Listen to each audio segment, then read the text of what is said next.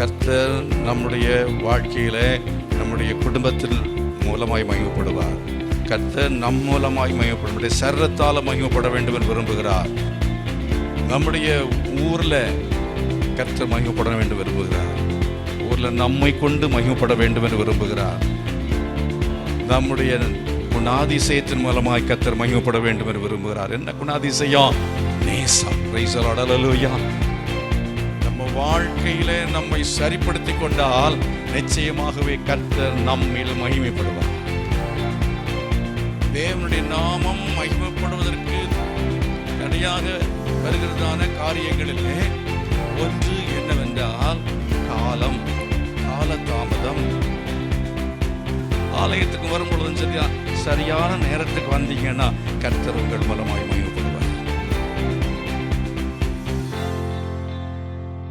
இந்த மாதத்துக்குரிய வாக்குத்தத்தமான வசனம் ஏசாயா தீர்க்கதரிசியின் புஸ்தகம் 49வது அதிகாரம் 3வது வசனம். The book of Isaiah chapter 49 verse 3. அவர் என்னை நோக்கி, நீ என் தாசன் இஸ்ரவேலே, நான் உன்னில் மகிமைப்படுவேன் என்றார். நீ என் தாசன், நான் உன்னில் மகிமைப்படுவேன். Price the lord. ஹல்லேலூயா. எல்லாரும் விசுவாசிப்போமா? கர்த்தர் நம்மில் மகிமைப்படுவார். ஆமென். ஸ்தோத்திரம். கர்த்தர் நம்மில் மகிமைப்படத்தக்கதாக நாம் செய்ய வேண்டியதான காரியங்கள் என்ன அப்படி என்கிறதை நம்ம வாழ்க்கையில் நாம் இந்த மாதத்தில் ஆராய்ந்து பார்க்க போகிறோம். ஆண்டவர் மகிமைப்படுவார் என்று சொல்லி நம்ம கண்மூடித்தனமாக இந்த வசனத்தை விசுவாசிப்பதில் பயன் வராது. நாம் என்ன செய்ய வேண்டுமோ அதை நாம் என்ன செய்ய வேண்டும்? ஆராய்ந்து பார்க்க வேண்டியது அவசியமாக இருக்கிறது. Praise the lord. ஹல்லேலூயா. இந்த வசனத்தை சொல்கிறபடி கர்த்தர் நம்முடைய வாழ்க்கையில் எப்பொழுது மகிமைப்படுவார் அப்படிங்கிற ஒரு தலைப்பில் இன்றைக்கு நான் உங்களோடு கூட இந்த காலையில் பேச விரும்புகிறேன். ஆண்டவர் எப்போது மகிமைப்பட்டிருக்கிறார் அப்படிங்கிறதை நம்ம கவனித்தோம் என்றால், எப்பொழுதெல்லாம் குறைவுகள் வந்திருக்கிறதோ, எப்பொழுதெல்லாம் பிரச்சனைகள் வந்திருக்கிறதோ, எப்பொழுதெல்லாம் வாழ்க்கையில் நெருக்கடிகள் வந்திருக்கிறதோ, அதன் மத்தியில் தான் ஆண்டவர் அவர் மகிமைப்பட்டிருக்கிறார். அவர் மகிமைப்படுவதற்கான சூழ்நிலை எப்பொழுது என்று சொல்லுகிற சமயத்தில் ஒரு ஆச்சரியமான ஒரு காரியம். அது நமக்கு நம்ம வாழ்க்கையில் ஒரு போராட்டமான ஒரு சூழ்நிலை வரும்போது, பிரச்சனையான நேரங்கள் வரும்பொழுது, அந்த நேரத்தில் ஆண்டவர் அவர் மகிமைப்படும்படியாக ஒரு வேளையாக அந்த வேளை மாறுகிறது. Praise the lord. ஹல்லேலூயா. தேவன் நம்மை மகிமைப்படுத்துவதற்குமாக அந்த காரியங்களை தேவன் மாற்றுகிறவராயிருக்கிறார். வேதத்தில் நீங்கள் யோவான் சுவிசேஷத்தை நீங்கள் எடுத்து வாசிக்கும் பொழுது 2ஆம் அதிகாரத்தில் 11ஆம் வசனத்தில் நாம் இப்படி படிக்கிறோம். விவிதமாக இயேசு இந்த முதலாம் அற்புதத்தை கலிலேயாவில் உள்ள கானா ஊரிலே செய்து தம்முடைய மகிமையை வெளிப்படுத்தினார். அவருடைய சீஷர்கள் அவரிடத்தில் விசுவாசம் வைத்தார்கள் என்று சொல்லப்பட்டிருக்கிறது. தம்முடைய மகிமையை அவர் கானா ஊரில் அவர் செய்து, அற்புதத்தை செய்து, கலிலேயாவுள்ள கானா ஊரில் தம்முடைய மகிமையை அவர் வெளிப்படுத்தினார். தேவன் தம்முடைய மகிமையை வெளிப்படுத்துவதற்காக தம்முடைய குமாரனாகிய இயேசுவை இந்த உலகத்துக்கு அனுப்பினார். இந்த உலகத்துக்கு இயேசு கிறிஸ்தவர் வந்தது தேவனுடைய மகிமையை வெளிப்படுத்துவதற்காக. Price the lord. ஹல்லேலூயா. இப்போ தேவனுடைய மகிமையை இந்த பூலோகத்தில் நம்ம பார்க்க வேண்டும் என்று சொன்னால், இயேசு சொன்னார், என்னை கண்டவன் பிதாவை கண்டான். என்னை கண்டவன் பிதாவை கண்டான். பிதாவை எங்களுக்கு காண்பியும் என்று கேட்கும் பொழுது இயேசு சொன்னார், என்னை கண்டவன் பிதாவை கண்டான். அதை நீங்கள் யோவான் சுவிசேஷத்தில் 1ஆம் அதிகாரத்தில் போசனாகிய யோவான் அதை எழுதுகிறதை நீங்கள் வாசிக்க முடியும்.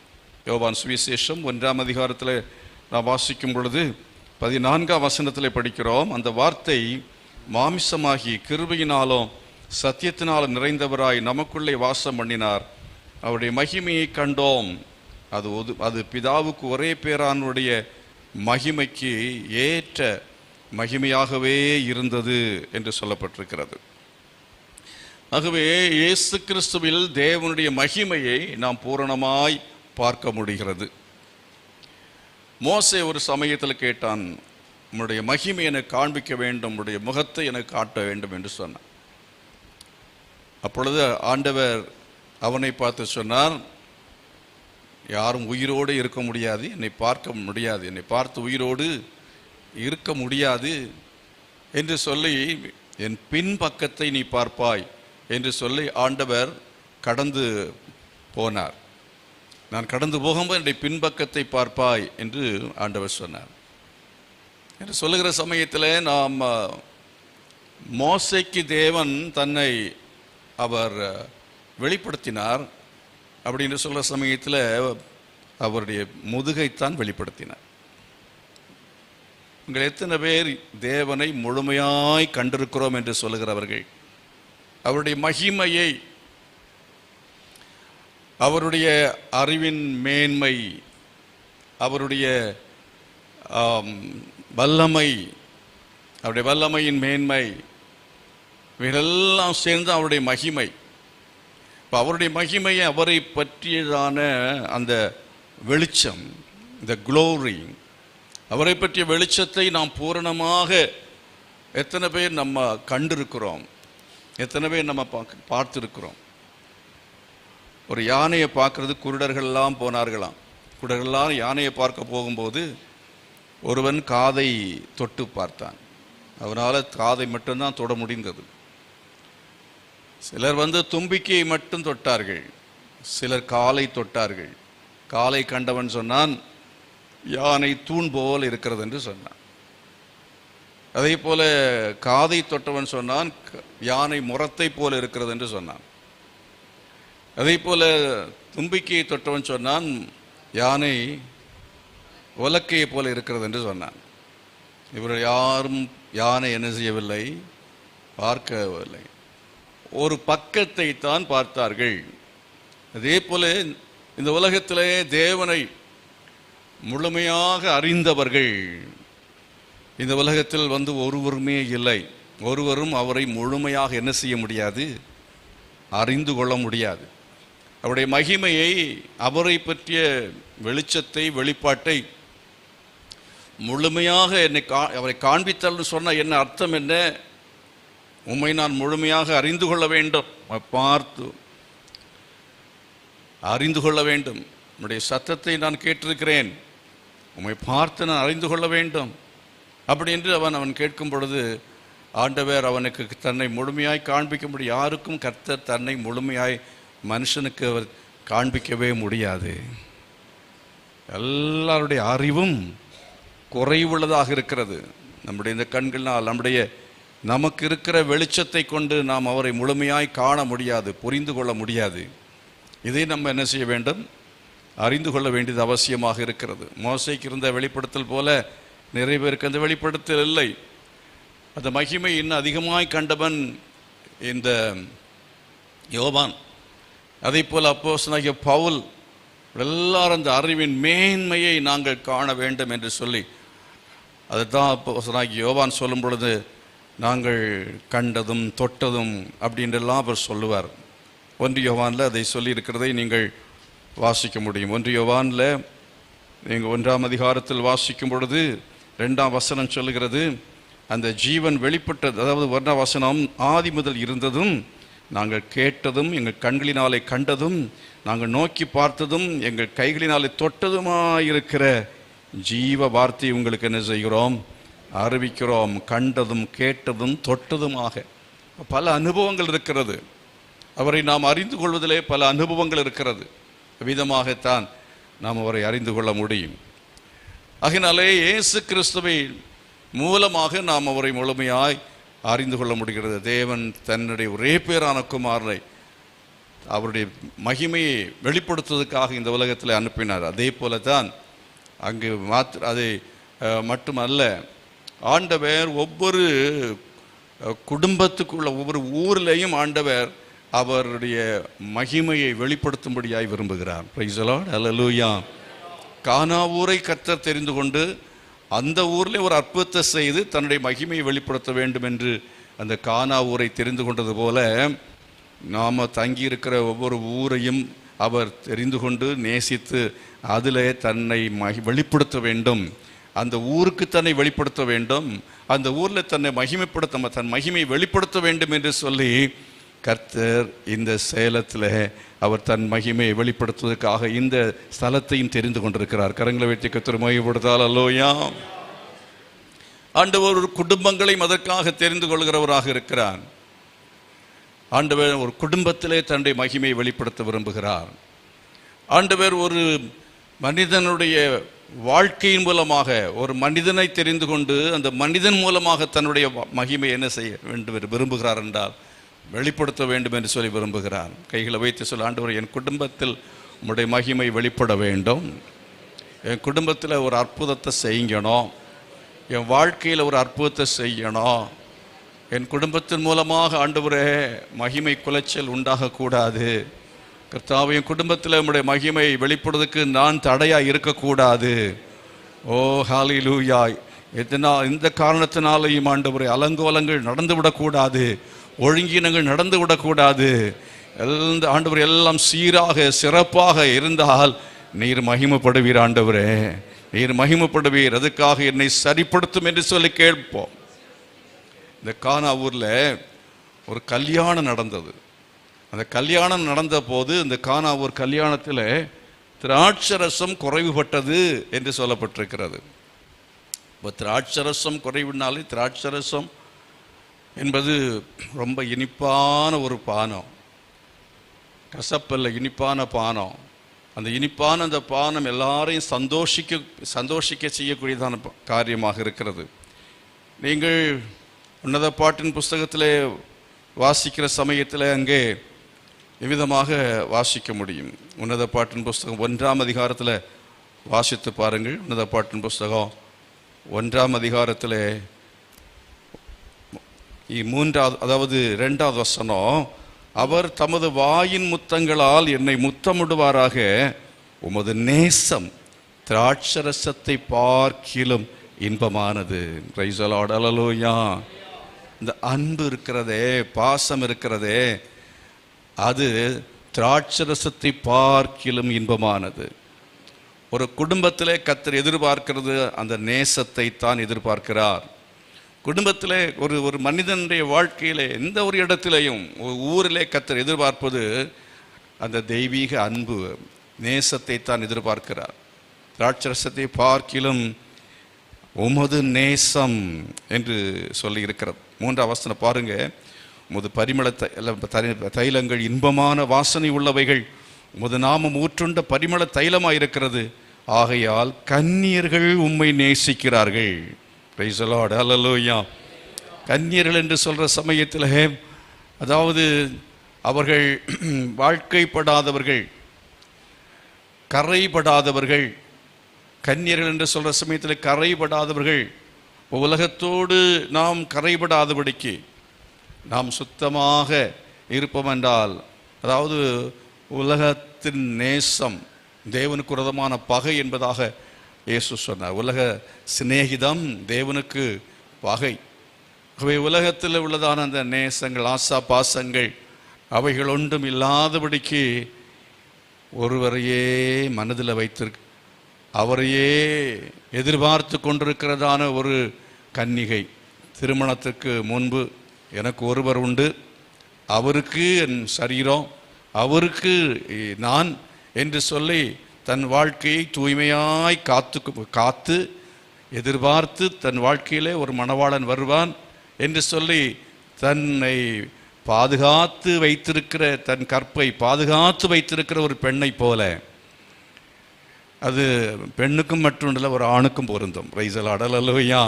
கன்னித்தன்மை என்பது ஆணுக்கும் உண்டு, பெண்ணுக்கும் உண்டு.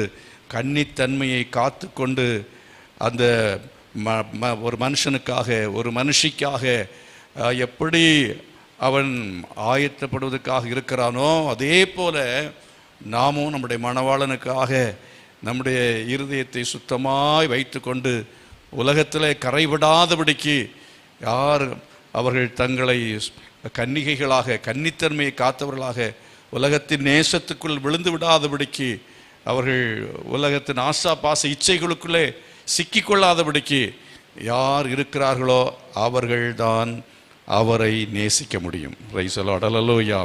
கன்னியர்கள் என்ன செய்கிறார்கள்? நேசிக்கிறார்கள். ஆண்டவரை எப்படி நேசிக்க முடியும்? ஆண்டவரை நேசிக்க வேண்டும் என்று சொன்னால் நம்முடைய கையில் கொடுக்கப்பட்ட வேத வசனங்கள். வேத வசனத்தில் 2 பக்கம் உண்டு. ஒன்று என்னவென்றால் நாம் கர்த்தருக்கு செய்கிற வேண்டிய காரியங்கள், இன்னொன்று நாம் மனுஷருக்கு செய்ய வேண்டிய காரியங்கள். அதுதான் 10 கட்டளைகள். அது நம்ம கர்த்தருக்கு செய்ய வேண்டிய காரியங்களை கர்த்தருக்கு செய்ய வேண்டும். நம்ம கர்த்தருக்கு செய்கிற காரியத்தில் ரொம்ப பெர்ஃபெக்டாக இருக்க பார்ப்போம். கர்த்தருக்கு செய்ய வேண்டிய காரியத்தில் ஜெபமாக நல்ல ஜெபம் பண்ணுவோம். ஆனால் பக்கத்தில் இருக்கிற ஆட்களை திரும்பி கூட பார்க்கவே மாட்டோம். ஆகவே நம்ம ஜெபிக்கிறோம், நம்ம எவ்வளவோ காரியங்களை செய்கிறோம்.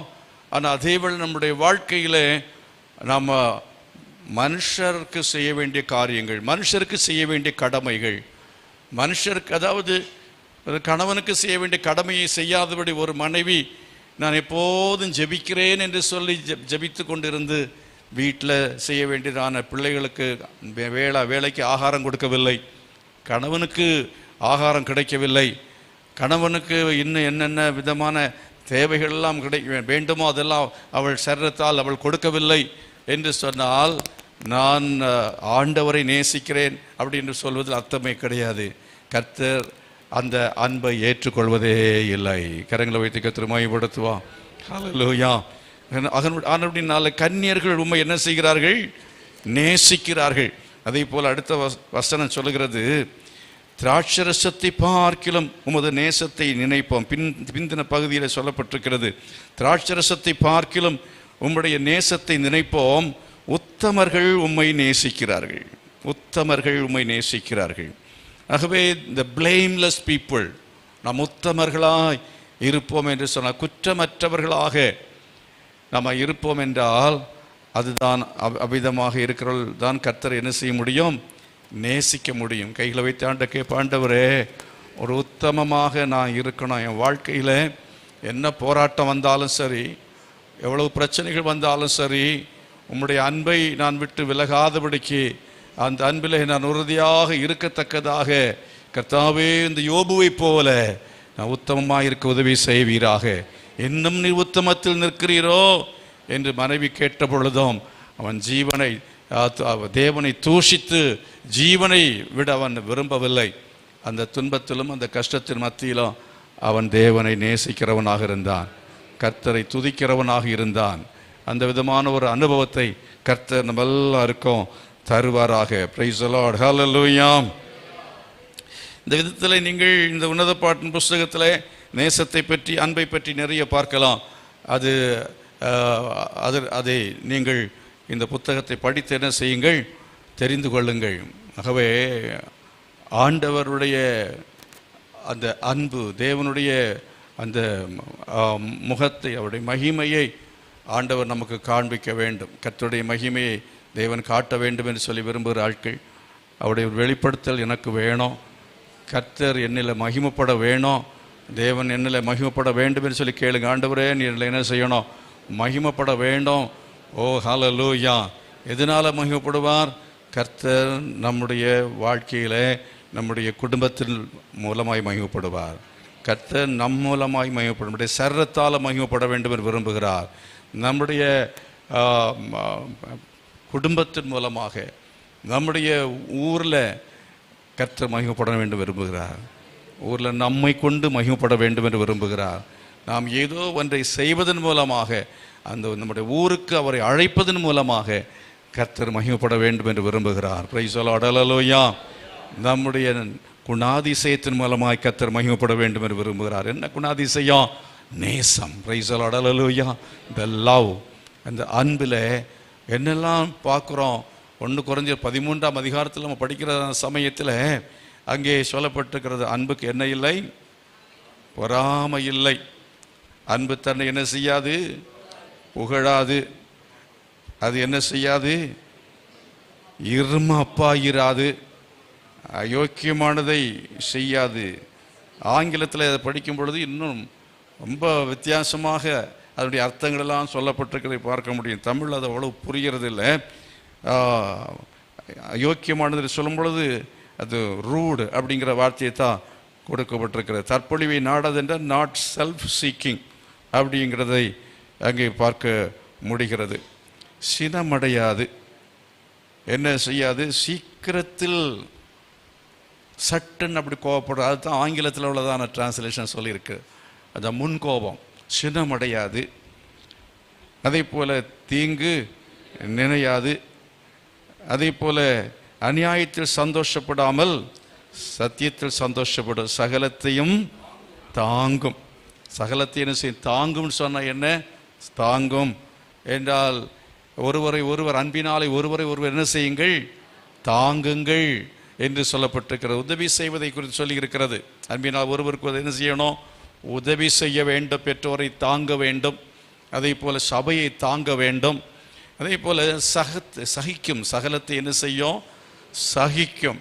என்ன தீமை எவ்வளவு காரியங்கள் வந்தாலும் சகிக்கிற தன்மை இருக்கும். கையில் வைத்து கேளுங்க, ஆண்டவரே இந்த அன்பிலே நாம் வளரணும், இந்த அன்பிலே நாம் பெருகணும், எனக்கு உதவி செய்யும் ஆண்டவரே.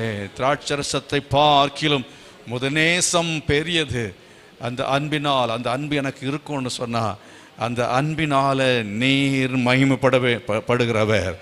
திராட்சரசத்தினால் தான் நீர் மகிமைப்பட வேண்டும் என்று விரும்புகிறவர். நீர் ஆண்டவர் அவிதமாய் செய்ய நீர் கர்த்தாவே எங்களை ஒப்பு கொடுக்கிறோம் என்று சொல்லி கைகளை உயர்த்தி அந்த அன்பு தாட்சி எனக்குள்ள வரக்கூடாது ஆண்டவரே. ஒரு தாய் அன்பு அதிகமாக உள்ளவள் தான், ஆனாலும் இந்த நாட்களில் சுபாவ அன்பு அற்றவர்களாக இருப்பான்னு சொல்ல அநேக பெண்களை பற்றி நீங்கள் வேணுமா நான் சொல்லலாம். அவங்களுக்கு சில பெண்கள் சுபாவ அன்பு இல்லாமல் பிள்ளைகளை கொன்று போட்டால்னு சொல்லலாம். ஆனால் பிள்ளைகளை, உயிரோடு இருக்கிற பிள்ளைகளை நாம் என்ன செய்ய வேண்டும்? இப்போ உதாரணமாக எடுத்துக்கொள்வோம், அந்த குழந்தைங்க அசுத்தம் பண்ணிச்சு வச்சிங்க, பெட்டில் அசுத்தம் பண்ணிடுச்சு, என்ன பண்ணுவீங்க? அதை தூக்கி குப்பை தட்டில் போடவே மாட்டீங்க, வெறுக்கவே மாட்டோம். குழந்தை அப்படின்னும் போது அந்த தாய் அதை வெறுக்கவே மாட்டாள். அது சின்ன குழந்தையிலையும் அப்படித்தான் நம்ம இருக்கணும். வளர்ந்த பிறகு தகப்பனாக இருந்தாலும் அப்படித்தான். கெட்ட குமாரன் வழி தப்பி போன பிற்பாடு அந்த கெட்ட குமாரன் அவனுக்காக தகப்பன் ஏங்கி கொண்டு அவன் இருந்தான். ஆனால் அவன் திரும்பி வரும்பொழுது அவனை கட்டி அழைத்து முத்தமிட்டான் என்று சொல்லி பார்க்கிறோம். அதே விதமான அந்த ஒரு அன்பை கர்த்தர் நம்மிடத்தில் எதிர்பார்க்கிறார். கரங்களை வைத்து ஆண்டவரே, ஒரு தாயுடைய அன்பில் நான் பூரணம் அடைய வேண்டும், ஒரு தகப்பனுடைய அன்பில் நான் பூரணம் அடைய வேண்டும். பிள்ளைகள், நான் பெற்றோரை நான் நேசிக்கணும், அப்படிப்பட்ட ஒரு அன்பை எனக்கு தருவீராக. என்னை சின்ன வயதில் என்னை நேசித்த என்னுடைய தகப்பன் தாயும் வளர்ந்த பிறகும் என்னை அவங்க நேசிக்கிறாங்க, என்மேல் அவர் உங்கள் உயிரை வச்சிருக்கிறாங்க. அப்படி இருக்கும் பொழுது என் தாயும் தகப்பனையும் நான் என்ன செய்யக்கூட புறக்கணிக்கவே கூடாது. அவர்கள் பார்க்கறதுக்கு நல்லா இல்லைன்னாலும், படிப்பில்லைன்னாலும், அவர்களுக்கு எந்த விதமான அவங்கள பார்க்கறதுக்கான விசேஷமாக இல்லை என்றாலும், எந்த இடத்துல போனாலும் அவங்கள நான் அறிமுகப்படுத்துவேன். இது என் தாயின்னு சொல்லுவேன், இது என் தகப்பன்னு சொல்லுவேன், நான் அழைத்து கொண்டு செல்லுவேன், நான் அவளுக்கு செய்ய வேண்டிய கடமைகளை நான் செய்வேன் என்கிறதான அந்த விதத்தில் அன்பு செலுத்த வேண்டும். குர்பான்கிற காணிக்கையை செலுத்தி கடமை தீர்ந்து என்று இருக்கிறீர்கள், இல்லை என்று இயேசு சொன்னார். ஏதோ நான் ஒரு பணத்தை கொடுக்குறேன் அப்படின்பது அல்ல. அவளை போய் பார்க்குறோமா, அவங்கள்ட்ட கொஞ்ச நேரம் உட்காந்து பேசுகிறோமா, உன் மனைவியின் மேல் அன்பு கூறுன்னு சொன்னார். இப்போ மனைவியிடத்தில் அன்பு வைத்திருக்கிறோமா, மனைவியிடத்தில் எப்படிலாம் அன்பு செலுத்த வேண்டும் என்பதை பற்றி வேதத்தில் பார்க்குறோம். உண்மையாக சொல்கிறேன், மனைவியிட்ட அன்பு செலுத்தக்கூடிய அளவில் மனைவிகள் அப்படின்னு சொல்லிட்டு எந்த மனைவியும் கிடைக்க மாட்டேன், எந்த பெண்ணும் இருக்க போகிறதில்ல. மனைவின்றா குறைவுள்ளவளாக இருப்பாள். அந்த குறைவுள்ள அந்த மனைவியும் நேசிக்கணும்னா இயேசு கிறிஸ்துவின் அன்பு தேவை. கிறிஸ்து சபையில் அன்பு கூர்ந்து சபையை காப்பாற்றுகிறது போல அவன் தன் சொந்த மனைவியில் என்ன செய்ய வேண்டும்? அன்பு கூற வேண்டும் என்று சொல்லப்பட்டிருக்கிறது. இந்த மாதிரிப்பட்ட அன்பில் அவற்றில் நம்ம பெருகும்படி உத்தமர்களாய் மாற, பிளேம்லெஸ்ஸாக மாற கர்த்தர் உதவி செய்யும். நல்லா கை வைத்து கேளுங்க. ஆண்டவர், இந்த அன்பிலெல்லாம் நாம் பிளேம்லெஸ்ஸாக மாறணும், குற்றமற்ற நிலைமையில் மாறணும், உள்ளம் உடைந்து தேவ சமூகத்தில் ஜெபம் பண்ணி கேட்போம். இந்த அன்பு தாட்சியினால தான் உம்முடைய மகிமை ஆண்டவரே, தாட்சி அது நிமித்தமாக தான் உமக்கு அவமானம் ஆண்டவரே, அது நிமித்தமாக தான் அலங்கோலம், அது நிமித்தமாக தான் பிரச்சனைகள். இந்த பிரச்சனைகளுக்கெல்லாம் காரணம் அன்பில்லாமை தான் ஆண்டவரே. சாத்தான் என் குடும்பத்தில் வந்தது காரணம் ஆண்டவரே அன்பில்லாமை தான் ஆண்டவரே. ஓ கர்த்தாவே, நீ இறங்க வேண்டும் என்று சொல்லி கைகளை வைத்து கேளுங்க. ஆண்டவரே, எனக்கு இறங்குவீராக, இறங்குவீராக. பிசாசுக்கு இடம் கொடாதிருங்கள் என்று சொல்லப்பட்டிருக்கிறது. பிசாசுக்கு இடம் கொடாமல் கொடுப்பது என்று சொன்னால் என்ன? நீங்கள் வேதத்தில் எபேசியர் நிருபத்தை வாசித்து பாருங்கள். எபேசியர் நிருபத்தில் 4ஆம் அதிகாரத்தில் 27ஆம் வசனத்தில் சொல்லப்பட்டிருக்கிறது. அதுக்கு முன்பதாக நீங்கள் வாசித்தால் 26ஆம் வசனத்தில் சொல்லி இருக்கிறது, நீங்கள் கோபம் கொண்டாலும் பாவம் செய்யாதிருங்கள், சூரியன் அஸ்தமிக்கிறதுக்கு முன்னாக உங்கள் எரிச்சல் தனிய கடவது. உங்கள் எரிச்சல், கோபப்பட்ட பிற்பாடு நமக்குள்ளால் என்ன இருக்கும்? ஒரு எரிச்சல் இருந்துக்கிட்டே இருக்கும், ஒரு எரிச்சல் இருந்துக்கிட்டே இருக்கும். அவங்க செஞ்சதோ பேசினதையோ காரியங்களை வைத்து ஒரு எரிச்சல். கோபம் கொண்டாலும் பாவம் செய்யாதிருங்கள். கோபம் படலாம், ஆனால் அதை மீறி அதை தாண்டி வேற எந்த காரியமும் செய்திடக்கூடாது அப்படிங்கிற ஆண்டவர் சொல்றாரு. பிரைஸ் எல்லாம் அடலலோயா. அந்த கோபத்தினால வேறொரு பாதிப்பு வராதபடிக்கு அந்த கோபத்தை நம்ம என்ன செய்யணும்? கட்டுப்பாடு உள்ளதாக வைத்து கொள்ள வேண்டும். கையில் வைக்கல. ஆண்டவரே, அந்த எமோஷனலாக என்னுடைய கர்த்தா வாழ்க்கையில் அநேக சமயத்தில் நான் கோபப்பட்டதுனால அநேக டேமேஜ் என் வாழ்க்கையில் வந்திருக்கிறது ஆண்டவரே. கர்த்தாவே, அதனால நான் அநேக வார்த்தைகளை விட்டு விட்டேன். அநேக சமயத்தில் அது நிமித்தமாக என் குடும்பம் பாழாய் போயிருக்கிறது. கர்த்தாவே, உமக்கு ஸ்தோத்திரம். உறவுகள் பாதிக்கப்பட்டிருக்கிறது. அநேக வேலையாட்களை நான் இழந்திருக்கிறேன். என் ஆண்டவரே, வியாபாரத்தில் அநேக ஆண்டவரே கஷ்டங்கள் அது நிமித்தம் வந்திருக்கிறது. எனக்கு நீ உதவி செய்யணும்னு கேட்டால் கர்த்தர் நிச்சயமாக உதவி செய்வா. தேவ சமூகத்தில் கேளுங்க, தேவ சமூகத்தில் கேளுங்க. ஆண்டவரே, நான் கோபம் சில சமயத்தில் படலாம். என்னென்ன பிள்ளைங்கிட்ட தப்பு செஞ்சால் கோபம் வரும், மனைவியிட்ட சில குறைகளை கண்டா கோபம் வரும். ஆனால் பாவம் செய்யாதிருங்கள். ஆமென். அல்லேலூயா. எரிச்சல் தனிய கடவது என்று சொல்லப்பட்டிருக்கிறது. கீழே கடைசியாக நீங்கள் வாசிக்கிற சமயத்தில், ஒருவருக்கொருவர் தயவாயும் மன உருக்கமாயும் இருந்து கிறிஸ்துவுக்குள் தேவன் உங்களுக்கு மன்னித்தது போல நீங்களும் ஒருவருக்கொருவர் என்ன செய்யுங்கள்? மன்னியுங்கள் என்று சொல்லி இருக்கிறது. கை வச்சு, ஆண்டவரே, நீர் என்ன மன்னித்தீர் ஆண்டவரே. நம்ம செஞ்ச தவறுகள் பாவங்களுக்கு தண்டிச்சிருப்பார்னு சொன்னால் ஆண்டவர் 2 நாள் பேசாமல் இருப்பார். சில சமயத்தில் ஆண்டவரே, நீ ஏன் பேசாமல் இருக்கிறீர் என்று சொல்லும்போது ஆண்டவர் மறுபடியுமாய் நம்மை அவர் தேடி வந்து நம்மளோட பேசுகிறாரே, நம்மை அணைத்து கொள்கிறாரே. எத்தனை முறை பாவம் செய்து எவ்வளவோ ஆண்டவரை வேதனைப்படுத்தி இருக்கிறோமே. அது எல்லாத்தையும் கணக்கு வச்சாரா? ஆண்டு நம்ம விட்டு ஓடி போனாரா? இல்லையே. அந்த தெய்வ அன்பு எனக்கு தாருன்னு சொல்லி கேளுங்க. கை வைத்து எல்லாரும் கைகளை உயரட்டும், எல்லா கைகளை உயரட்டும். அந்த அன்பை தான் ஆண்டவர், நான் தயவாக இருக்கணும், மன உருக்கமாக இருக்கணும். ஆண்டவரே, நீர் எங்களுக்கு மன்னித்தது போல, கிறிஸ்துவுக்குள் மன்னித்தது போல நாங்கள் ஒருவருக்கொருவர் மன்னிக்கும்படியான சிந்தையை எங்களுக்குள்ளே தாரும் என்று சொல்லி கேட்போம். கர்த்தர் நமக்கு உதவி செய்வாராக. கர்த்தர் நமக்கு உதவி செய்வாராக. Praise the lord. ஹல்லேலூயா. யோவான் சுவிசேஷம் 2ஆம் அதிகாரத்தை திரும்பவும் நம்ம கவனிக்கிற சமயத்தில் திராட்சரசம் அப்படிங்கிற இதுக்கு அடுத்ததாக நம்ம பார்க்குற திராட்சரசம் என்ன செய்தது? குறைவுபட்டது என்கிற இடத்தை தான் நான் உங்களுக்கு சுட்டி காட்டினேன். திராட்சரசம் என்ன செய்தது? குறைவுபட்டது. திராட்சரசம் குறைவுபடவே கூடாது. இங்கே ஏன் திராட்சரசம் குறைவுபட வேண்டும்? திராட்சரசம் குறைவுபடாமல் பார்த்து கொண்டிருக்க வேண்டியது அவருடைய கடமை. திராட்சரசம் எல்லாருக்கும் கொடுக்க வேண்டும். பாதி பேருக்கு திராட்சரசம் கிடைத்தது, பாதி பேருக்கு என்ன கிடைக்கவில்லை? திராட்சரசம் கிடைக்கவில்லை. அப்படின்னு சொன்னால் வீட்டில் உங்கள் பிள்ளைங்கள் 2 பிள்ளைங்க இருக்கிறாங்கன்னா, ஒரு பிள்ளைக்கு அன்பு கிடைச்சது, ஒரு பிள்ளைக்கு என்ன கிடைக்கல? அன்பு கிடைக்கல. அப்போ அது சரிப்படுமா? அது சரிப்படுமா? சரி, பரவாயில்ல அப்படின்னு சொல்லி நம்ம விட்டுவிட முடியுமா? இல்லை. அந்த அன்பு அதில் பூரணப்பட வேண்டும். 2 பிள்ளைகள் இருந்த 2 பிள்ளைகளையும் ஒன்று போல நேசிக்கத்தக்கதான கிருபையை கர்த்தர் நமக்கு தருவாராக. அதுதான் குறைவு. நம்ம தெரியாமலே அந்த வந்துடும் குறைவு. பொட்ட பிள்ளைய நேசிக்கிறத விட பையனை என்ன செய்வோம்? நல்லா செல்லம், கண்ணு, பொண்ணு அப்படின்னு சொல்லி கூப்பிடுவோம். மற்றதை சனியனேன்னு கூப்பிடுவோம். அப்புறம் நீ என்ன ஸ்கூலில் என்ன படித்து என்ன பண்ண போகிற, பையன்னா நம்ம என்ன நாளை காப்பாற்றுவான், நீ அடுத்த வீட்டுக்கு போகிற தானே அப்படின்னு சொல்லி அலட்சியமாக அந்த பிள்ளைகளை நேசிக்காமல் இருக்கிறது. கலராக இருந்தால் நேசிக்கிறது, கலர் கம்மியாக இருந்தால் நேசிக்காமல் இருக்கிறது. இது எல்லாம் தான் பிரச்சனைக்கு காரணம். கையில் வைத்து கேளுங்க, ஆண்டவரே திராட்சரசம் என்னில் குறைந்து விட்டதப்பா, திராட்சரசம் கர்த்தாவின் பற்றாக்குறை, ஆண்டவரே பாதிக்கு திராட்சரம் பாதிக்கு திராட்சரசம் இல்லாமல் போனது.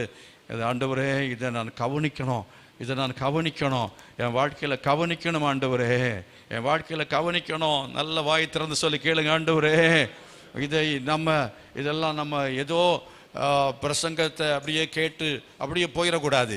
நம்ம வாழ்க்கையில நம்மை சரிப்படுத்தி கொண்டால் நிச்சயமாகவே கர்த்தர் நம்மில் மகிமைப்படுவார். சத்தம் ஒரு அல்லையிலே சொல்லுங்களா. ஆண்டவர் நம்மளை மகிமைப்படணும்னு சொன்னா பெர்ஃபெக்ட், எல்லாருக்கும் பட்சபாதம் இல்லாத அன்பு. ஆமே, பட்சபாதம் இல்லாமல் எல்லாருக்கும் ரொம்ப அதில் கவனமாக இருக்கணும். ரொம்ப ரொம்ப கவனமாக இருக்க வேண்டியது அவசியமாக இருக்கிறது. ஆகவே அதை நம்ம கவனிக்க வேண்டும். இந்த யோவான் சுவிசேஷம் 2ஆம் அதிகாரத்தில் 7 விஷயங்கள் பார்க்க முடியும். அதுக்கு முன்பதாக என்ன சொல்கிறேன், அன்பு குறை தாட்சி, அதாவது திராட்சரசம் குறைவுபட்டதுக்கு பல காரணங்கள் சொல்லலாம். என்ன சொல்லலாம் அப்படின்னு சொன்னால், அதாவது அந்த அந்த திருமணத்தில் அந்த மாப்பிள்ளை இருக்கிறாரே அவர் இதை கவனிக்கலை அப்படின்னு சொல்லலாம். ஆனால் மாப்பிள்ளை சொல்லுவார், அப்பா சொல்லுவார் நீங்கள் பார்த்துருக்கலாம் இல்லையா அப்படின்னு சொல்லுவார். அப்புறம் அம்மா சொல்லுவாங்க, நீங்கள் 2 பேருமே சரியில்லை, நீங்கள் 2 பேருமே கவனிச்சிருக்கணும். இதெல்லாம் அங்கே நடந்திருக்கும். இந்த கல்யாணத்தில் இப்படி வரும்போது அத்தனை பேரும் அங்கே நின்று என்ன பண்ணியிருப்பாங்கன்னா நல்ல வாக்குவாதம் பண்ணியிருப்பாங்க. நல்ல வாக்குவாதம் பண்ணி நீ தான் காரணம், நீ கவனிக்கலை, நீ கவனிக்கலை, நீ கவனிக்கலை அப்படி என்று சொல்லி ஒவ்வொருத்தையும் அங்கே அவர்கள் பழியை போட்டு, பாவத்தையும் பழியையும் போட்டு அங்கே ஒரு பெரிய ஒரு கமோஷன், பயங்கர ஒரு குழப்பம், அந்த மாதிரிப்பட்டதான ஒரு சூழ்நிலை அங்கே ஏற்பட்டது என்று சொல்லி நம்ம புரிந்து கொள்கிறோம். அப்படி என்று சொன்னால் என்ன செய்யணும்னு சொன்னால் அதில் கவனமாக இருந்திருக்கணும், கவனமாக இருந்திருக்கணும். குறைவுபற்றக்கூடாது,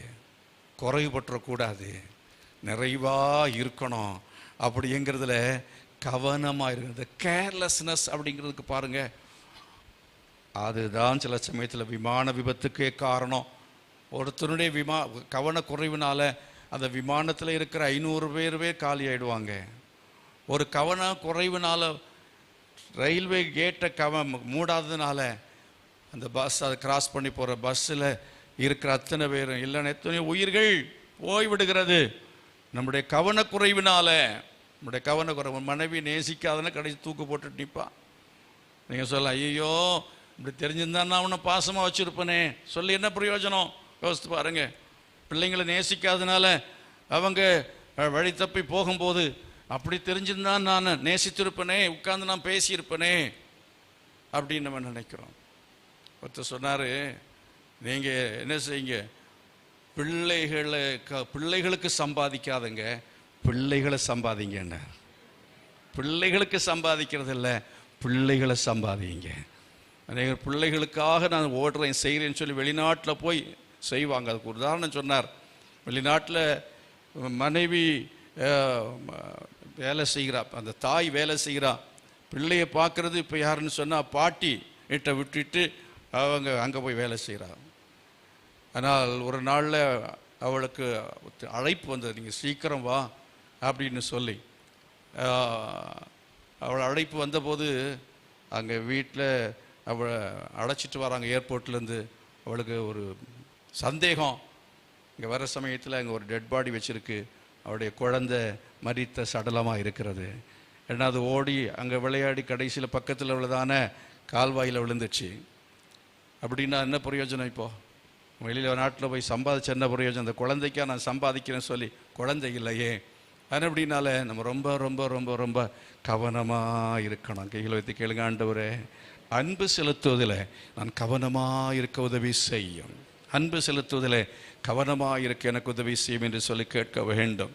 அருமையானவர்களே, நிறைய விஷயங்களை இந்த 2ஆம் அதிகாரத்தில் நம்ம படிக்க முடியும். நான் அந்த ஒரு 7 காரியங்களுக்குள்ளாலே அதான் போக வேண்டும் நினைத்தேன். ஆனால் ஆவியானவர் என்னை வேறு ஏதோ பகுதிகளுக்குள்ளால், அதுக்கு முன்பதாகவே அநேக விஷயங்கள் இருந்திருக்கிறது. கர்த்தர் அவைகளுக்குள்ளாக நம்மை இந்த காலையில் நடத்தி இருக்கிறார். அதோடு சேர்த்து இன்னும் மீதியான சில காரியங்களை வேகமாக சொல்ல விரும்புகிறேன். பிரைஸ் தி லார்ட், ஹல்லேலூயா.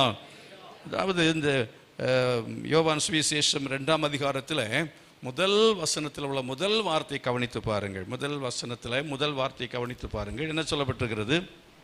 மூன்றாம் நாளிலே என்று சொல்லி பார்க்கிறோம். 3ஆம் நாளிலே என்று சொல்லி பார்க்கிறோம். இப்போ 3ஆம் நாளிலே அப்படின்னு சொல்லும்போது நம்முடைய பிரச்சனைகள் தேவனுடைய நாமம் மகிமைப்படுவதற்கு தடையாக வருகிறதான காரியங்களிலே ஒன்று என்னவென்றால் காலதாமதம். இப்போ கர்த்தர் காலதாமதமாக சில காரியங்களை அவர் செய்கிறார். காலதாமதமாக என் வேலை இன்னும் என்ன செய்யவில்லை, வரவில்லை, என் வேலை இன்னும் வரவில்லை. 3ஆம் நாளிலே, இதெல்லாம் அந்த 2ஆம் அதிகாரத்தில் இருக்கிற விஷயம். அப்படின்ற சில சமயத்தில் இந்த டைம், இந்த காலம் அப்படிங்கிறது மிக மிக முக்கியமான விஷயமாக இருக்கு. கர்த்தர் நம்மில் மகிமைப்பட வேண்டும் என்று சொன்னால் அதாவது காலத்தை நம்ம பயன்படுத்தி கொள்வதிலே நாம் என்ன செய்ய வேண்டும்? எச்சரிக்கையாக இருக்க வேண்டும். அதே போல் நம்ம கால தாமதத்தை தேவன் நமக்கு செய்கிற சில காரியங்களிலே காலதாமதமாய் செய்வார் என்றால் அதில் நான் அதை விட்டுவிட்டு ஆண்டவருடைய அன்பை விட்டுவிட்டு ஓடிவிடக்கூடாது. எத்தனை பேர் நான் சொல்கிற புரிகிறது? நான் சொல்கிறது எத்தனை பேர் புரிஞ்சுதுன்னு கேட்டேன். நான் சில காரியங்கள் கர்த்தர் எனக்கு என் வேலை வரவில்லை என்று சொல்லி அவர் செய்யாமல் காலம் தாழ்த்துவார் என்றால், அதாவது லாசரு மரித்து போகும் முன்பதாக வியாதிப்பட்ட நேரத்திலே அவருக்கு அழைப்பு கொடுக்கப்பட்டது. ஆனால் ஆண்டவர் அங்கே வராமல் இன்னும் சில நாள் அங்கேயே தங்கியிருந்தார். அவன் மரித்து போன பிற்பாடு சொல்லுகிறார், அவன் நித்திரையாக இருக்கிறான், எழுப்ப போகிறேன் என்று சொல்லுகிறார். இந்த வியாதி தேவன் நாம் மகிமைப்படுவதற்கு ஏதுவாக வந்தது என்று சொல்லி, இந்த பிரச்சனை, இந்த சூழ்நிலை தேவன் மகிமைப்படுவதற்கு ஏதுவாக வந்தது என்று சொல்லுகிறதை பார்க்கிறோம். இப்போ நம்ம சரிப்படுத்தி அதன் மூலமாய் கர்த்தர் மகிமைப்பட வேண்டும் என்று விரும்புகிறார்.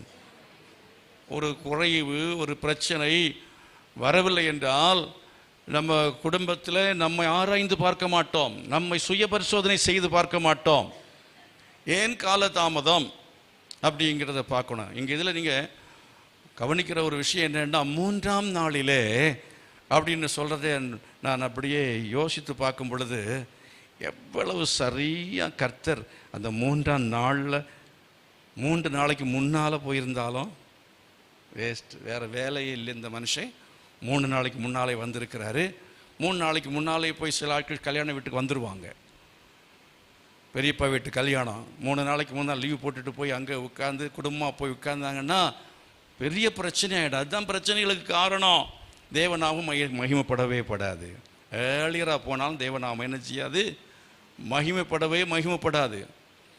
நீங்கள் 5 மணி ஆராதனைக்கு என்ன செஞ்சீங்கன்னா, ராத்திரி தூங்காமலே இங்கே வந்து உட்கார்ந்துருந்தீங்கன்னா காலையில் உங்களால் ஒன்றும் சரியாக என்ன செய்ய முடியாது, கேட்க முடியாது. நான் என்ன செஞ்சேன்னா, நான் ரொம்ப முன்னாலேயே அங்கே போய் காத்திருந்தேன், கர்த்தருக்காக காத்திருந்தேன் அப்படின்ற வசனம் சொல்கிறது இல்லையா?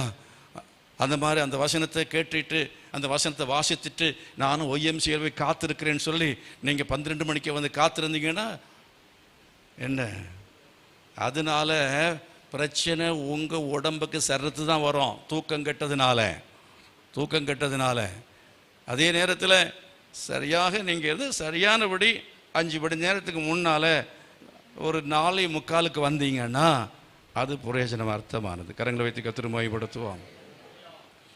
அதிகாலை ஜெபம் ஆன்லைன் ப்ரேயராக இருந்தாலும் அப்படி தான். ராத்திரி சரியாக தூங்காமல் 12 மணிக்கு தூங்கிக்கிட்டு சகோதரிமார்கள் யாராக இருந்தாலும் சரி, நான் 3:30க்கே வந்து ஆன்லைனில் உட்காந்துட்டு அதுக்கு பிறகு சரியாக ஜெபம் ஆரம்பிக்கிற சமயத்தில் ஓடி போயிடுறது, இல்லைன்னா ஜெபம் ஆரம்பிக்கிற நேரத்தில் உட்காந்து தூங்குறது. புரியுதா அவங்களுக்கு? ஆண்டவர் எல்லாம் சரியாக செய்வார். ஆமென். மூன்றாம் நாளிலே. ஹல்லேலூயா. the right time, சரியான நேரத்துக்கு போகுதல். ஆலயத்துக்கு வரும்பொழுதும் சரியான நேரத்துக்கு வந்தீங்கன்னா கர்த்தர் உங்கள் மூலமாய் மகிமைப்படுவார், இந்த சபையின் மூலமாய் மகிமைப்படுவார். சரியான நேரத்துக்கு நம்ம அலுவலகத்துக்கு சென்றோம் என்றால், செல்ல வேண்டிய இடங்களுக்கு சென்றோம் என்றால், ஒரு திருமண வீடாக இருந்தாலும் கடைசியில் ஆண்டவர் என்ன செய்தாருன்னா, நம்ம 4ஆம் நாளில் போய் அங்கே நிற்கல, மாப்பிள்ளை பொண்ணை பார்த்து சரி ஒரு வாழ்த்து சொல்லிட்டு வந்தேன் அப்படின்னு இல்லை. ஆண்டவர் 3ஆம் நாளிலே சரியானபடி அன்றைக்கு தான் கல்யாணம், அங்கே அவர் அட்வான்ஸாக போய் நின்னார். கரங்களை வைத்து கர்த்தரை மகிமைப்படுத்துமா. ஒருத்தர் வீட்டில் ஒரு அடக்கம், ஒருத்தர் இறந்து போயிட்டார். அவர் சொல்கிறாரு, பிள்ளைங்க எல்லாம் அவங்க அங்கங்கே நின்று கொண்டிருந்தார்கள், எதையுமே கவனிக்க அங்கே ஆள் இல்லை, பிள்ளைங்க இருக்கிறாங்க, இருந்தும் பிரயோஜனம் இல்லை, எது எப்படி செய்யணும்னு ஒருத்தருமே செய்யவில்லை அப்படின்னு சொல்கிறாங்க. அந்த மாதிரி இல்லாமல் ஒரு அடக்கத்துக்கு முன்பதாகவே போனோம், ஒரு கல்யாணத்துக்கு முன்பதாகன்னு சொன்னால் சரியான நேரத்துக்கு நம்ம போய் நம்முடைய காலத்தை அங்கே சரியாய் பயன்படுத்தும் பொழுது கர்த்தர் அதன் மூலமாய் நம்மில் மகிமைப்படுவார். கரங்களை வைத்து கர்த்தர் மகிமைப்படுத்துமா. 3ஆம் நாளில் சொல்லும்போது ஏன் அதுக்கு முன்னால் கர்த்தர் என்ன செய்தார், அதுக்கு முன்னால் என்ன செய்தாருங்கிறதை நீங்கள் 1ஆம் அதிகாரத்தில் படித்து பாருங்கள், வீட்டில் போய் படித்து பாருங்கள். ஆண்டவர் சும்மா இருந்து கொண்டு 3ஆம் நாள் வரவில்லை. he was very busy. நீங்கள் மறுநாளிலேன்ட்டு அங்கே சொல்லப்பட்டிருக்கிறது நீங்கள் படிக்க முடியும். மறுநாளிலே இயேசு, மறுநாளிலே ஞானஸ்தானம் எடுத்தார், மறுநாளிலே அப்படின்ட்டு இடங்களில் நீங்கள் பார்க்க முடியும். ஆகவே ஆண்டவர் என்ன எங்கே எப்படி செய்யணுமோ அப்படி கர்த்தர் என்ன செஞ்சார்னா, முன்பதாகவே அவர் செய்ய வேண்டியதான காரியங்கள் எல்லாவற்றையும் அவர் செய்து முடித்துவிட்டு இந்த நாளிலே அவர் சரியாக வந்தார் என்று சொல்லி பார்க்கிறோம். கால தாமதம் அப்படிங்கிறது ஒரு பெரிய பிரச்சனை. ஆண்டவர் நமக்கு சரியான நேரத்தில் எல்லாவற்றையும் அவர் செய்வார். ஆனால் என்ன காலதாமதம் பாரு, ஆபிரகாமுடைய வாழ்க்கையிலே காலதாமதம் வந்தது. ஆபிரகாமுடைய வாழ்க்கையிலே காலதாமதம் வந்தது. ஏன் காலதாமதம் வந்தது? அவருடைய நோக்கம் நம் மூலமாக நிறைவேற நம்மை அவர் பயன்படுத்த வேண்டும். அதற்காகவும் நம்முடைய உயர்வுக்காகவும் நம்மை தயார்படுத்துவதற்காகவும் கர்த்தர் என்ன செய்கிறார் என்று சொன்னால், சில காரியங்களை தாமதமாய் செய்கிறார்.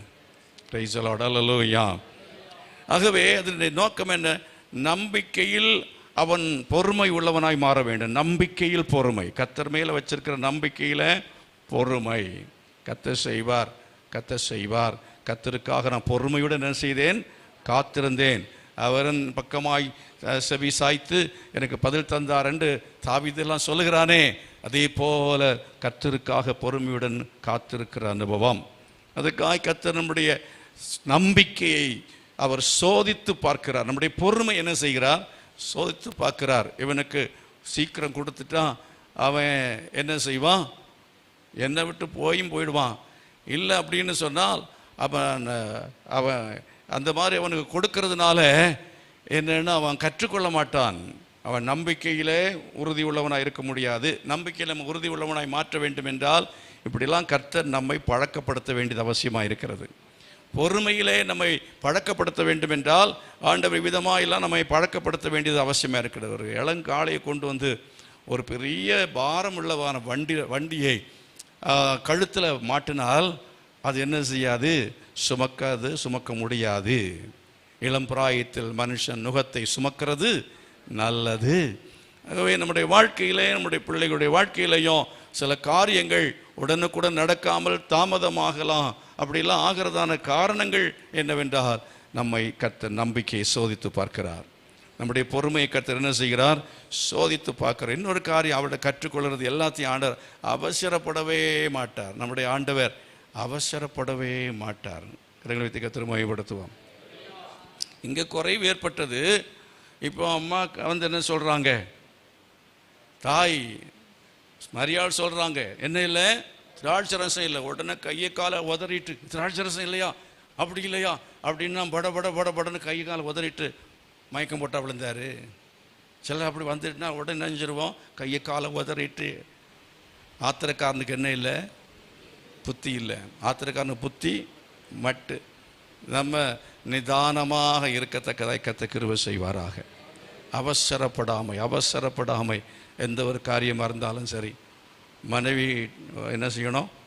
புருஷன்கிட்ட கேட்டு பிள்ளைங்கிட்டையெல்லாம் உட்காந்து ஆலோசனை பண்ணி ஒரு தீர்மானம் எடுக்கணும். ஒரு தீர்மானம் யோசிக்கிறது, தீர்மானம் முடிவெடுக்க வேண்டியது, இம்ப்ளிகேஷன். 3 காரியம் நான் சொல்லுவேன். சில சமயத்தில் நான் என்ன செய்வேன்னா, சில போகிற பக்கம் இந்த மரத்தை வெட்டிடலான்னு சொல்லுவேன். அடுத்த நாளே வெட்டிடக்கூடாது. கர்த்தருக்கு ஸ்தோத்திரம். அது ஒரு யோசனை.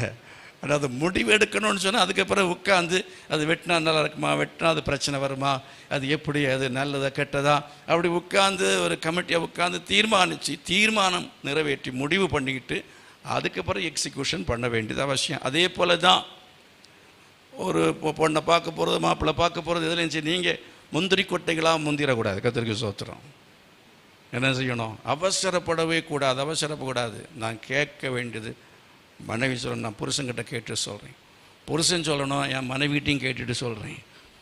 இன்னும் எல்லாத்தையும் நான் கேட்டுட்டு சொல்கிறேன். நான் 4 பேர்ட்ட விசாரிச்சுட்டு சொல்கிறேன். எல்லாத்துக்கும் மேலே கர்த்தர்கிட்ட கேட்டுட்டு சொல்கிறேன். ரைசல் அடலலோயா. என் வேலை வரவில்லைன்னு ஏன்னு சொன்னார்? அவர் அதுக்கு முன்னாடி அவ்வளோ நேரத்தில் போய் எங்கே நின்று ஜெபம் பண்ணாரோ தெரியல. போய் ஆண்டவர், பிதாவே உமக்கு சித்தமா, இது செய்யணுமா வேண்டாமா, இவங்களுக்கு தகுதியா, இது நான் இப்போ செய்யணுமா வேண்டாமான்னு ஆண்டவர் பெர்மிஷன் கேட்கறதுக்கு போனார். கர்த்தர் மகிமைப்படுதலோயா. ஆகவே அவசரம், ஆண்டவர்கிட்ட அனுமதி கேட்காமல், கர்த்தர்கிட்ட நம்ம எதையுமே கலந்து ஆலோசிக்காம எதையும் அவசரப்பட்டு செய்யாதபடிக்கு, ஒரு வீட்டை மாற்றினாலும் சரி, ஊரை காலி பண்ணி போனாலும் சரி, நீங்கள் என்ன பண்ணினாலும் சரி, எதை செஞ்சாலும் சரி, ஒரு எந்த விஷயமா இருந்தாலும் சரி, ஒரு பெரிய டிசிஷன் பண்ணும்போது அதை உட்காந்து நல்லா ஜெபம் பண்ணி ஆண்டவரோட தெளிவாக பெற்று பதிலை பெற்று. சில சமயத்தில் ஃபஸ்ட்டில் பேசுறது பிசாசு தான் பேசுவான். முதல்ல பேசுறது யார் பேசுவா? உங்களுக்கு பதில் தேவைன்னா நீங்கள் ஜெபம் பண்ணும் பொழுது முதல்ல உங்களுக்கு பேசுகிறது பிசாசு பேசுவான். முதல்ல ஒரு வசனத்தை கொடுக்கறது பிசாசு வசனத்தை கொடுத்து தான் இருக்கும். அப்புறம் அதை நம்ம இல்லை, ஆண்டவருடைய சித்தம் இன்னும் நான் உறுதி பண்ணணும்னு சொல்லி, ஆண்டவரே இது பிசாசு தந்ததா இல்லை நீ சொல்கிறீரா அப்படின்னு சொல்லி நம்ம கேட்கணும். ஆண்டவர்கிட்ட கேட்டு அதை உறுதிப்படுத்த சமயத்தில் அப்புறம் அவர் தாமதமாக சொல்லுவார். கரங்களை வைத்து கர்த்தர் மகிமைப்படுத்தாலோயா. ஆகவே ஆபிரகாமுடைய வாழ்க்கையில் கடவுளுடைய வல்லமையை அவன் அனுபவித்து விசுவாசத்தில் வல்லவனாய் மாறுவதற்காக தான் அந்த காலதாமத்தை கர்த்தர் வைத்திருந்தார். ஆபிரகாமுடைய வாழ்க்கையில் குழந்தை என்ன செய்யவில்லை, அவனுக்கு கிடைக்க பிறக்கவில்லை. எத்தனை வயசு வரை? 25 வருஷம் காத்திருந்தான். அப்படின்னு 25 வருஷம் அல்ல, அவன் கல்யாணம் பண்ணி அதுக்கு முன்னாலே கல்யாணம் பண்ணி அவன் எத்தனையோ வருஷமாக குழந்தைக்காய் காத்திருந்தான். ஆண்டவரிடத்தில் ஜெபம் பண்ணதை பற்றி சொல்லப்பட்டு 25 வருஷம் ஆண்டவர்கிட்ட ஜெபம் பண்ணான். அதுக்கு முன்னாலே குழந்தை இல்லை என்கிறதுக்காக அநேக நாட்களாக அவன் கவலைப்பட்டு கொண்டு இருந்தவன்.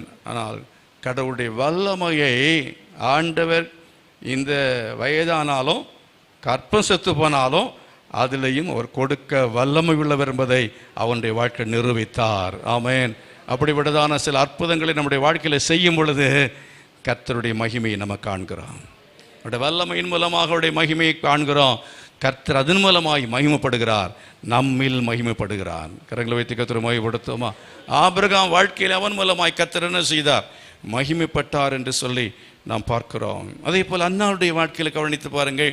அன்னாருடைய வாழ்க்கையிலே குழந்தை பிறக்கவில்லை, அதே நேரத்தில் குழந்தை இல்லைங்கிறதுக்காக இப்போ என்னன்னா அவள் போய் உட்கார்ந்து ஜெபம் பண்ணியிருக்கலாம். ஆனால் அவள் ஜெபம் பண்ணலாம், எனக்கு சந்தேகம். அவள் ஜெபம் பண்ணலை. என் புருஷன் நல்ல புருஷன், என் புருஷன் மூலமாக குழந்தை கிடைக்கும், அப்படி இப்படி என்னென்னவோ நினச்சிட்டு இருந்தா. எல்லாம் என் புருஷன் தான் நினச்சிட்டு இருந்தா. ஆனால் எல்லாம் புருஷன் அல்ல, எல்லாம் என் மனைவி அல்ல, எல்லாம் இயேசு. ஹல்லேலூயா. எல்லாம் இயேசு. அவரால் தான் எல்லாம் முடியும். எனக்கு வேலை கொடுக்கறது அவரால் தான் முடியும், எனக்கு பிள்ளைகளை கொடுக்குற அவரால் தான் முடியும், எனக்கு ஆத்துமாக்களை கொடுக்க அவரால் தான் முடியும், எல்லாம் அவரால் தான் முடியும் என்று சொல்ல என்ன செய்யணும்? we must depend upon God. ஆண்டவர்கிட்ட சரணடையணும். இவன் அடுத்த புருஷன் வேற ஒருத்தி கல்யாணம் பண்ணி அவளுக்கு பிள்ளைகள்லாம் பிறந்து இப்போ அவள் சக்களத்தி இவளை நெருக்குகிற சமயத்தில் தான் இனி நான் சர்ச்சுக்கு போகலாம், இனி ஆண்டவர்கிட்ட போகலாம் என்று சொல்லி ஆண்டவரை தேடி அங்கே வந்து மனம் கசந்து அழுதாள். அதுவரை அந்த ஜபம் வரல. அதிகாலை ஜபத்துக்கு நம்ம எழும்பம் இருந்தோம் அல்லவா? அதனால தான் திராட்சரசம் குறைஞ்சது, அதனால தான் பிள்ளை தாட்சி. எத்தனையோ காரியங்களிலே நாம் மெத்தனமாக இருக்கிறோம். எல்லாம் நடக்கும், கர்த்தர் செய்வார் என்று சொல்லி மெத்தனமாக இருக்கிறோம். ஆகவே தேவனை தேடுகிற காரியத்திலே நமக்கு இருந்த அலட்சியமும் அசட்டையும் இவைகள் எல்லாம் தான் கடைசியில் என்னன்னா அந்நாளை போல உள்ள ஒரு சூழ்நிலைகளுக்குள்ளே நம்மை கொண்டு வந்து விட்டு விடுகிறது. அருமையார்களே, ஆகிய நம்ம என்ன செய்யணும்? நாம் தேவனிடம் சரணடைய நம்ம வாழ்க்கையை ஒப்பு கொடுக்க வேணும். ஜெபம், ஆராதனைகள் இவைகள் மூலமாய் தேவனை நாம் தேட வேண்டும். கையில் வச்சு சொல்லுங்க, ஆண்டவரே, நான் ஜெபத்தில் எவ்வளவோ காரியங்களில் குறைவுபட்டு விட்டேன். Personal prayer. ஆமென்.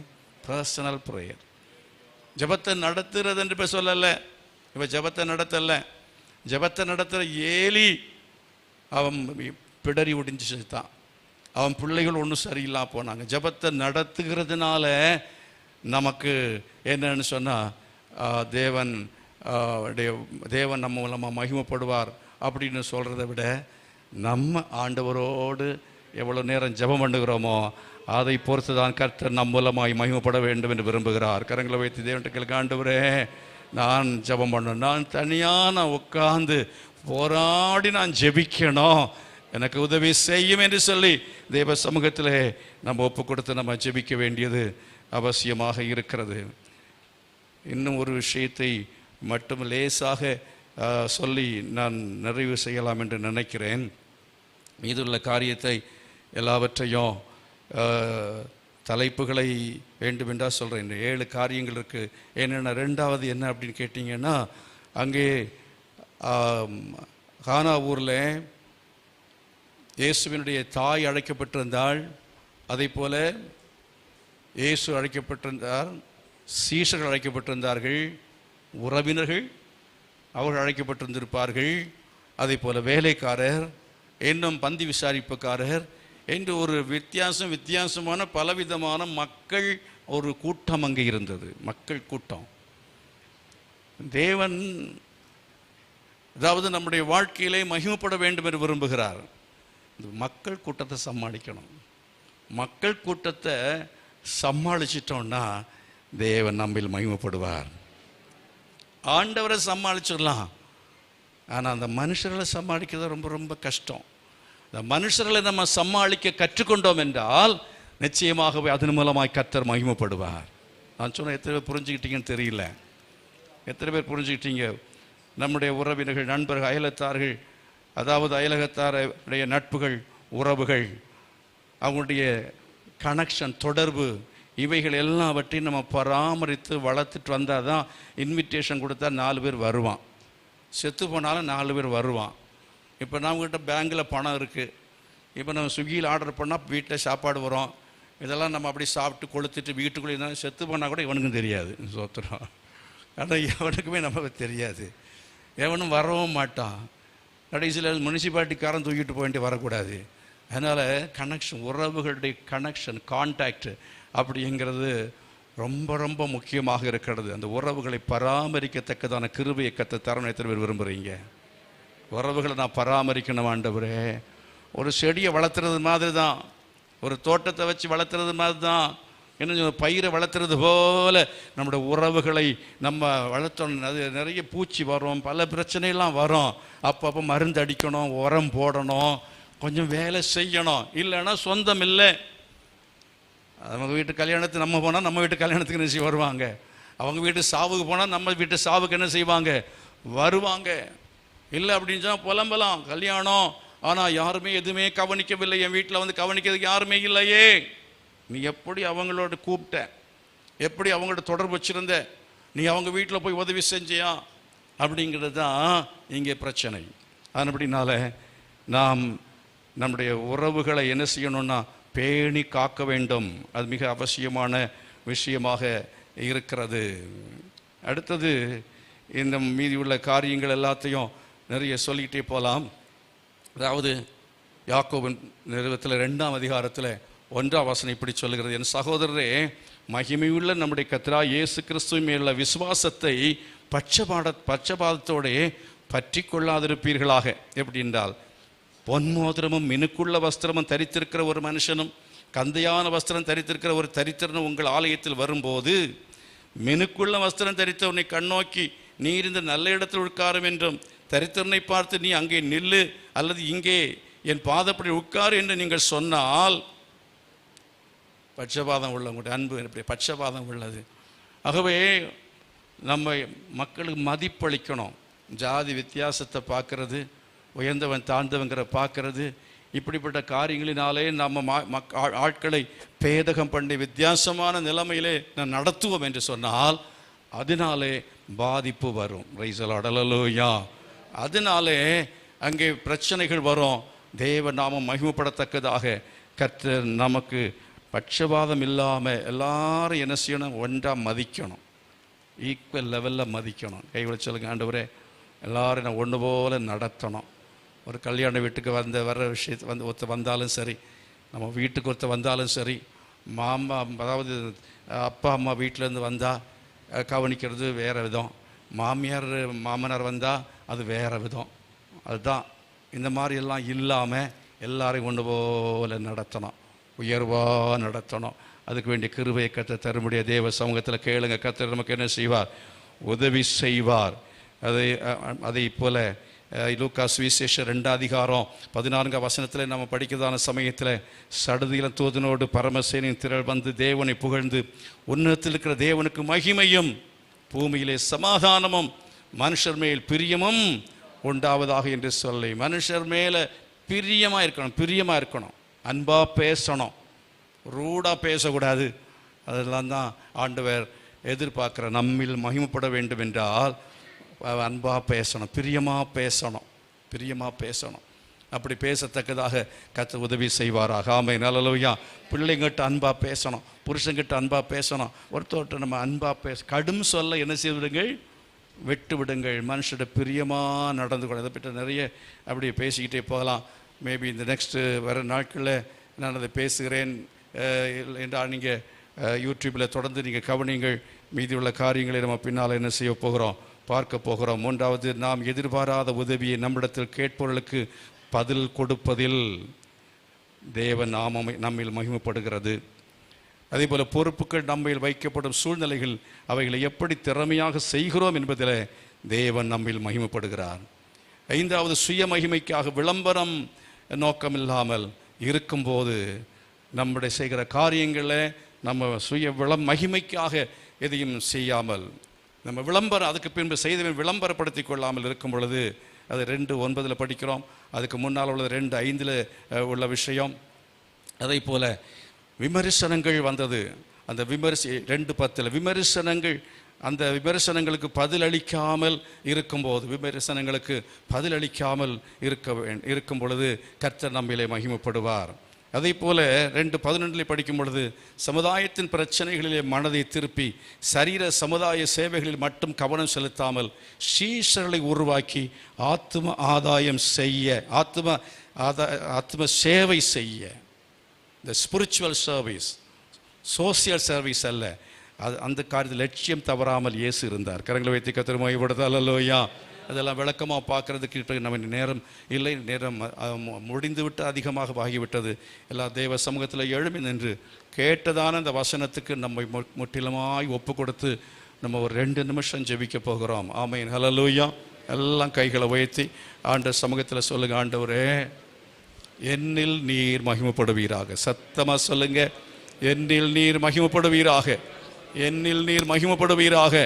சத்தமாக திரும்ப அந்த வார்த்தையை சத்தமாக சொல்லி ஜெபம் பண்ணுங்க. ஆண்டவரே என்னில் நீர் மகிமைப்படுவீராக, என்னில் மகிமைப்படுவீராக. என் வாழ்க்கையிலே பிரச்சனைகள் ஆண்டவரே மத்தியிலே நீர் மகிமைப்படுவீராக. என் வாழ்க்கையில் பிரச்சனைகளுக்கு காரணம், பிரச்சனைகள் வந்ததினால ஆண்டவரே நீர் என்னில் மகிமைப்பட போகிறீர் என்று நான் உணர்கிறேன். குறைவுபட்டதினால, லாசர் மரித்ததினால, ஓ ஹல்லேலூயா, அப்படிப்பட்ட சங்கடங்கள் வரும் பொழுது நம்மை நம்மை தற்பரிசோதனை செய்து கொள்ள முடிகிறது. ஆண்டவரை கூப்பிட முடிகிறது, நம்மை சமர்ப்பணம் செய்ய முடிகிறது. இன்னும் பல நிலைமைகளிலே நாம் கர்த்தரில் நெருங்கி வர முடிகிறது.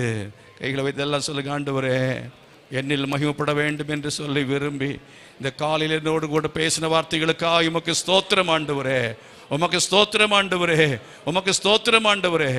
உதவி செய்யுங்கப்பா. உமக்கு நன்றி, உமக்கு நன்றி. என் ஆத்துமாவே கர்த்தரை ஸ்தோத்திரி, கர்த்தர் செய்த சகல உபகாரங்களை மறவாதே.